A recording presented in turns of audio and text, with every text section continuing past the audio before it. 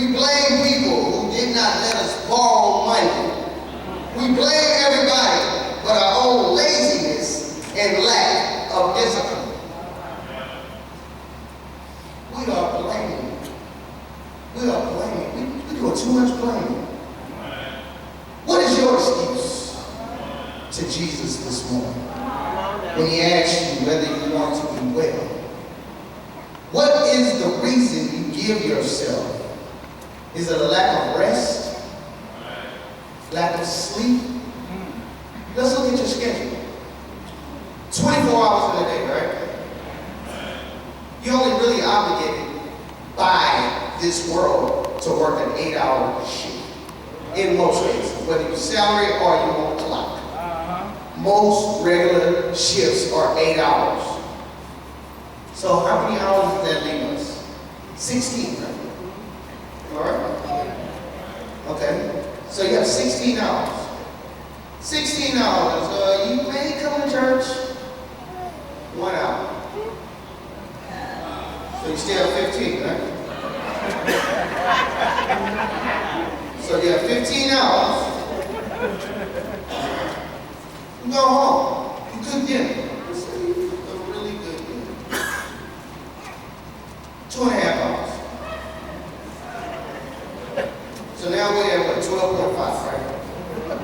12.5 hours. Want a little family time. Kids want to play around.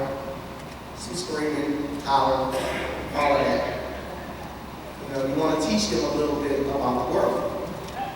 Got 12.5 hours left. But you can have a long 8-hour shift. You woke up at 6 o'clock in the morning, so you're tired. So you may be really going to give them about, let's just say an hour. An hour. So you still have 11.5 hours. It's bedtime. Are you going to bed?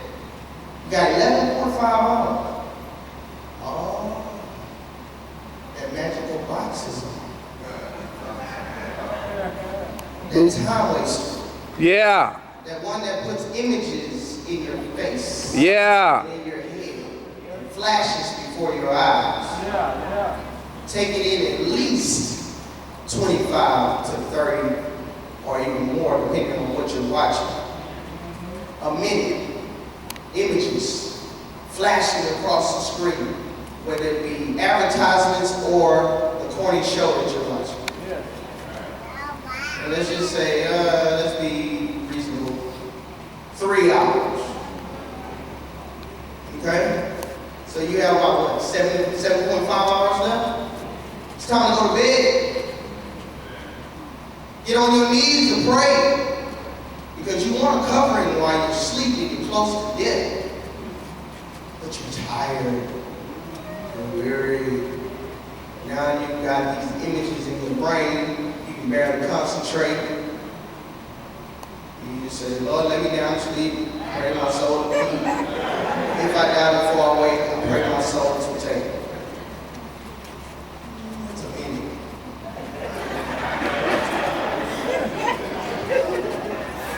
So you tell me what's the most important thing in your life from that day. Is it your job?